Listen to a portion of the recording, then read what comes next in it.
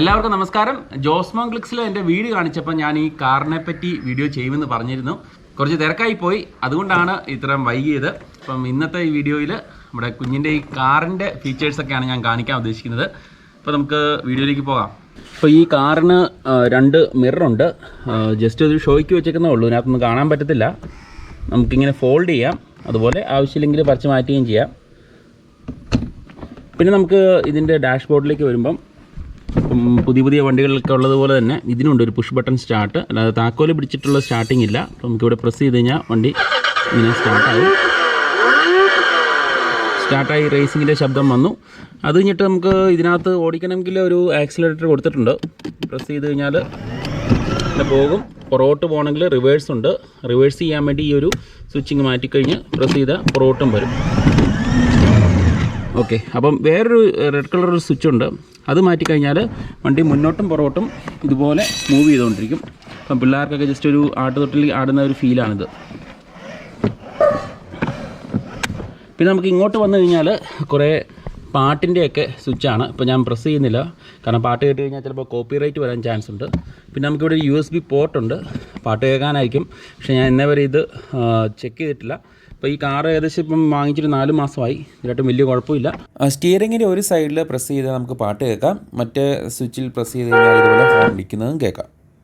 നമുക്കിവിടെ വാണിങ്ങിനകത്ത് കൊടുത്തേക്കുന്നത് ശരിക്കും ഇതൊരു 37 തൊട്ട് 96 മാസത്തിനിടയിലുള്ള പിള്ളേർക്ക് വേണ്ടിയാണ് അത് ഈ കാറ് ഡിസൈൻ ചെയ്തിരിക്കുന്നത്. അതുപോലെ കൊച്ചുങ്ങളുടെ തന്നെ കൊടുത്തുവിടാൻ പാടില്ല, മാതാപിതാക്കളുടെ ശ്രദ്ധ വേണം. പിന്നെ സേഫ്റ്റി ഫീച്ചറായിട്ട് നമുക്ക് ഒരു സീറ്റ് ബെൽറ്റ് കീഴിൽ കൊടുത്തിട്ടുണ്ട്. പിന്നെ നമുക്കിങ്ങനെ പുറകോട്ട് വന്നു കഴിഞ്ഞാൽ നല്ലൊരു അടിപൊളി ടെയിൽ ലാമ്പാണ് ഇവിടെ കാണുന്നത്. പിന്നെ മുൻവശത്ത് ഹെഡ്ലൈറ്റിൻ്റെ പ്രൊവിഷനുണ്ട്. അതും നമ്മൾ എൻജിൻ ഓണാക്കുമ്പോൾ തന്നെ ഇതെല്ലാം കത്തി നിൽക്കും. പിന്നെ ഇത് ചാർജ് ചെയ്യുന്ന ചാർജിങ് പോർട്ടാണിത്. ഈ സീറ്റിൻ്റെ താഴ്വശത്താണ് ഇതിൻ്റെ ബാറ്ററി സ്ഥിതി ചെയ്യുന്നത്.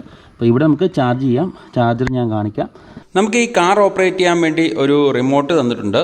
കൂടുതലും പിള്ളേരൊക്കെ കയറിയിരിക്കുമ്പോൾ റിമോട്ട് വഴി ചെയ്യുന്നതാണ് നല്ലത്. ഇത് മുന്നോട്ട് പോകാനുള്ളത് ആരോ കാണിച്ചിരിക്കുന്നത് മുന്നോട്ട് വണ്ടി പോകും. ഇതിൽ പ്രസ് ചെയ്ത് കഴിഞ്ഞാൽ പുറകോട്ട് പോകും. എസ് എന്ന് പറഞ്ഞു കഴിഞ്ഞാൽ നമുക്ക് സ്പീഡ് അഡ്ജസ്റ്റ് ചെയ്യാനാണ്. 3 സ്പീഡുണ്ട്. ഇത് ഏറ്റവും സ്ലോ സ്പീഡ്, രണ്ടാമത്തെ ഒന്നും കൂടെ പ്രസ് ചെയ്യുമ്പോൾ രണ്ടാമത്തെ ഇത് വരുന്നത് മീഡിയം, പിന്നെ ഇത് ഫുൾ സ്പീഡ്. ഇത് കൂടുതൽ സ്പീഡിൽ പോകാൻ വേണ്ടി. പി എന്ന് പറഞ്ഞാൽ പാർക്ക്, അതായത് നമ്മൾ PA പ്രസ് ചെയ്ത് കഴിഞ്ഞാൽ പിന്നെ ഈ കാറ് ഓടത്തില്ല. ഇപ്പോൾ സേഫ്റ്റി ഫീച്ചറായിട്ടാണ് കൊടുത്തേക്കുന്നത് ഇത്. പിന്നെ ഇത് ഇടത്തോട്ടോ വലത്തോട്ടോ നമുക്ക് സ്റ്റിയറിംഗ് തിരിക്കാൻ വേണ്ടി ഇത് യൂസ് ചെയ്യാം. നമുക്കപ്പം കാറ് റിമോട്ട് വഴി ഇത് ഇങ്ങനെ ഓപ്പറേറ്റ് ചെയ്യാം. ഇപ്പോൾ ഈ വീഡിയോയുടെ അവസാനം ഞാൻ റിമോട്ട് വഴി കാർ ഓടിക്കുന്നത് ഞാൻ കാണിക്കുന്നുണ്ട്. ഇതുപോലെ നമുക്ക് റിമോട്ടിൽ തന്നെ സ്റ്റിയറിംഗ് ഒക്കെ ഫുൾ കൺട്രോൾ ചെയ്യാൻ പറ്റും. അപ്പോൾ ഈ കാറ് വീടിൻ്റെ പുറത്തുകൂടെ യൂസ് ചെയ്യാമെങ്കിലും കൂടുതൽ നമ്മൾ ഉപയോഗിക്കുന്നത് അകത്ത് തന്നെയാണ്. കാരണം ഏറ്റവും സോഫ്റ്റ് ആയിട്ടുള്ള ഇതിലൂടെ പോകുന്നതായിരിക്കും നല്ലത്. ഒത്തിരി റഫായിട്ടുള്ള സ്ഥലത്തൂടെയൊക്കെ ഓടിച്ചു കഴിഞ്ഞാൽ ചിലപ്പോൾ പെട്ടെന്ന് കേടാൻ ചാൻസ് ഉണ്ട്. ഇതാണ് ഞാൻ പറഞ്ഞ ചാർജർ. നമുക്ക് ചാർജ് ചെയ്യുകയാണെങ്കിൽ ഇതുപോലെ പ്ലഗ് കുത്തിയിട്ട് എല്ലാം സാധാരണ പോലത്തെ ഇതാവുന്നതാണ്. ഇപ്പോൾ ഇവിടെ ഒരു ബാറ്ററി ഇൻഡിക്കേഷൻ ഉണ്ട്, വണ്ടി ഓണാക്കുമ്പോൾ കാണിക്കുന്നതാണ്. ഞാൻ അത് നോക്കാറില്ല. അപ്പോൾ നമ്മൾ ഈ റിമോട്ടിൽ ഉപയോഗിക്കുന്ന ബാറ്ററി 2 AAA ബാറ്ററീസാണ്. അപ്പം ഈ 4 മാസത്തെ ഉപയോഗത്തിൻ്റെ ഇടയിൽ ഞങ്ങൾ ഒരു പ്രാവശ്യം ഇത് മാറിയിരുന്നു. അപ്പം ബാറ്ററി വീക്ക് ആകുമ്പോഴത്തേക്കും ഇതിൻ്റെ ബാറ്ററി മാറാറാകുമ്പം ഇതിങ്ങനെ ബ്ലിങ്ക് ചെയ്തുകൊണ്ടിരിക്കും ഇവിടെ ലൈറ്റ്.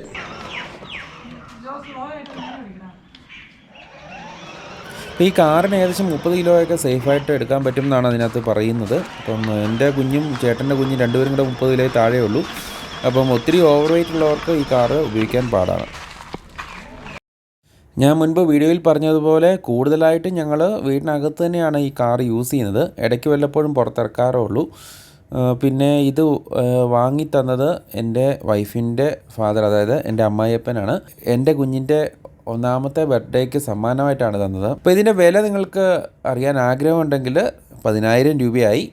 ഇത് വാങ്ങിയത് പാലായിൽ നിന്നുള്ളൊരു ഷോപ്പിൽ നിന്നാണ്. അപ്പം ഇത് ഞാൻ ലുലു മോളിലൊക്കെ പോയപ്പോൾ കണ്ടിട്ടുണ്ട്. അവിടെ ഇവിടെയൊക്കെ പല ഷോപ്പുകളിലും കാണാറുണ്ട്. ലുലു മോളിൽ ഇതിൻ്റെ പല വേർഷൻസ് ഉണ്ട്, പല കളറിലും കാണാറുണ്ട്. അപ്പം ഇന്നത്തെ വീഡിയോ നിങ്ങൾക്ക് ഇഷ്ടമായെന്ന് കരുതുന്നു. അടുത്ത വീഡിയോയിലൂടെ കാണുന്നവരേക്കും ഗുഡ് ബൈ.